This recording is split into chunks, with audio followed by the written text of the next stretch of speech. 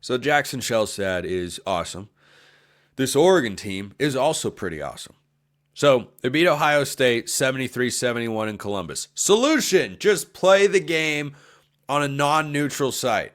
Oregon, in the last 15 years or so against Ohio State in men's basketball and football, I can't remember last time they played Ohio State or if they had before in basketball, but play it in Columbus, Oregon wins. In Eugene, Oregon wins. Rose Bowl, 0 for 2. National championship game, lost. So clearly there just needs to be a home and away factor. That's the lesson here, obviously.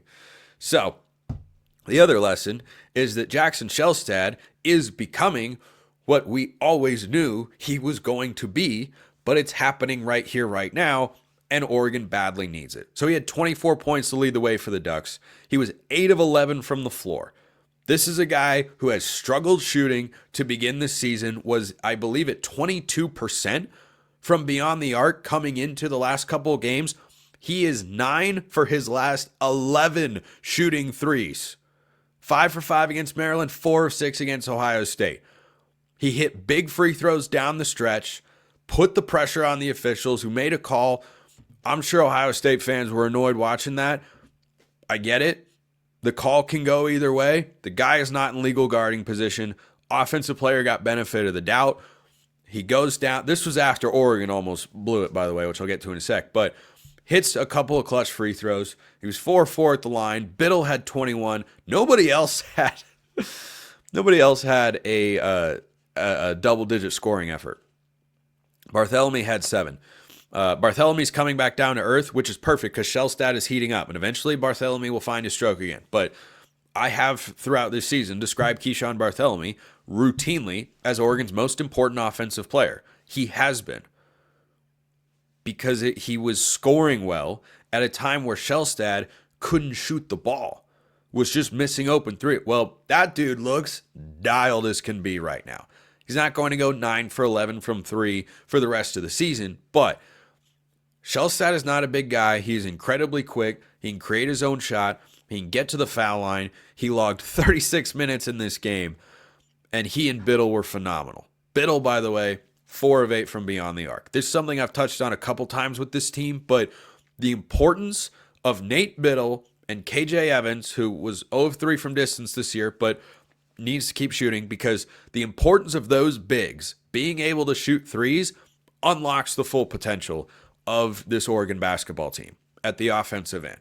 Defensively, I thought they did a good job, came out with much better energy, and Ohio State did have 39 points in the second half, which is a little high, but a lot of that came at the free throw line. And as is always the case in college basketball, there were plenty of questionable calls, but Oregon had 22 free throw attempts, so it wasn't like it was some massive disparity there. I did think they missed a couple against Ohio State, fouling Oregon, particularly on Nate Biddle. But Biddle's a big guy, so you don't get benefit of the doubt there. So Biddle hitting threes. He had a huge 3. Oregon trailed by 6, late shot clock possession, and Biddle just popped free and nailed a triple to get it to within 3. Then Oregon trailed most of this game. And then they just found a way. And that's kind of the story of this team right now. They just find a way. And that mantra that Dana Altman iterates all the time, sometimes you, sometimes me, always us. I mean, it's more an Oregon basketball Twitter thing than Dana Altman per se, but it applies to his team. That has been the story of Oregon this season. Sometimes it's Shelstad, sometimes it's Barthélemy. Sometimes it's Angel, sometimes it's Biddle. Sometimes it's Bam, sometimes it's Bamba. Sometimes it's neither one. And Oregon, I don't want to see them go down the path they did last season, where they were just relying on 2 guys. It was the Kuznard and Dante show. That's what this game was. Not pretty, found a way at the end. You look up, 2 guys had 45 of Oregon's 73 points. Nobody had more than 7 points. I'm sorry, TJ Bamba had 9. I missed that in the box score here. But Bamba got into foul trouble in this game, or else I think he would have done well. Came out aggressive early, which I really, really like.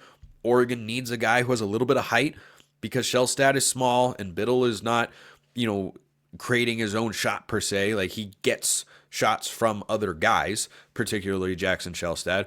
Oregon needs Bam Tracy or TJ Bamba to be a consistent one-on-one get a bucket player, and it needs to be TJ Bamba. Tracy can do it in spurts, but not consistently.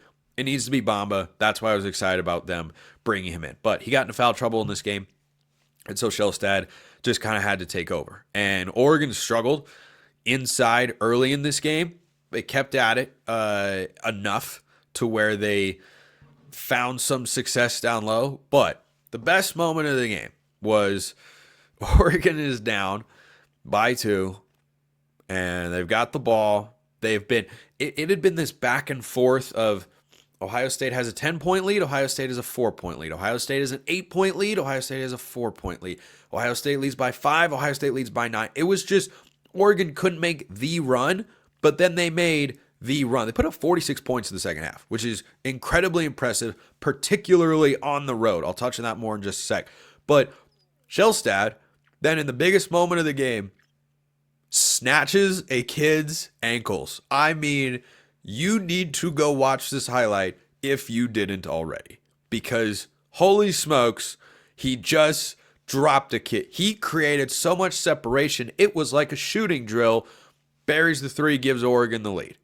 Then Oregon has a 3-point lead with 30 seconds to go. One stop essentially from a win. They play good defense. They don't foul. Unfortunate bounce on a ball that just shaved the front of the iron. Came right to an Ohio State player, and he puts it up in a 1-point game. Then Shelstad gets trapped in the corner. Dana Altman called a timeout, and I don't know what inbounds play was drawn up. It didn't work very well. Shelstad gets trapped in the corner, tries to throw it off the Buckeyes, fails, and Ohio State suddenly has the ball. Down by 1, 20, 15 seconds, however long was left. And then Oregon fouls. Guy goes to the line, hits 2 free throws. And I'm going, no. Not after the Rose Bowl. Like, please just give us something. Throw us a bone here. And then Shelstad comes down the court, attacks the basket, doesn't settle for a long 3. Even though he was 4-6 from beyond the arc, he attacks the basket, draws a foul, hits 2 clutch free throws. Then Oregon gets a stop. Shout out Bam Tracy. Contested a shot solidly that was way off the mark. Biddle the board. Makes a free throw. Ohio State, desperation. Heave doesn't go. Game over. Felt like Oregon stole this one. I don't think they can play that same brand of basketball and beat a solid Penn State team on the road this weekend. But this is Oregon's 6th Quad 1 victory. It's early January, guys. This is tied, or I think the graphic on the broadcast said that this is the best start record-wise in the history of the Dana Altman era. Better than the start they had before an Elite Eight Final Four run in back-to-back seasons.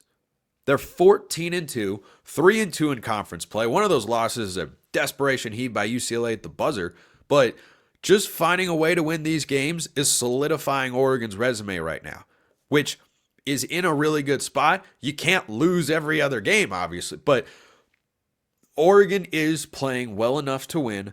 They're finding ways to win games. The only team in the country with more Quad 1 victories than Oregon is Auburn, who everyone will tell you is one of the 2 or 3 best teams in college basketball and looks like they're destined to be a 1 seed in a national championship contender. So Oregon's resume is phenomenal right now. Phenomenal. And the Big Ten is really good. Saw that with Illinois last week. The Big Ten is really good. It's going to be hard. Oregon goes at Penn State. That game is on Sunday. And then come back home to play number 20 Purdue, a program that was in the national championship game last year. And Washington is up next week as well. So glad Oregon got the win. Feels good to at least throw some kind of jab against Ohio State, even though it's not the one we were hoping for. But that man Jackson Shelstad, I was waiting for the offensive awakening. It has arrived. He is awoken. Appreciate everyone listening. I will see you next time. Have a wonderful rest of your day, and go Ducks.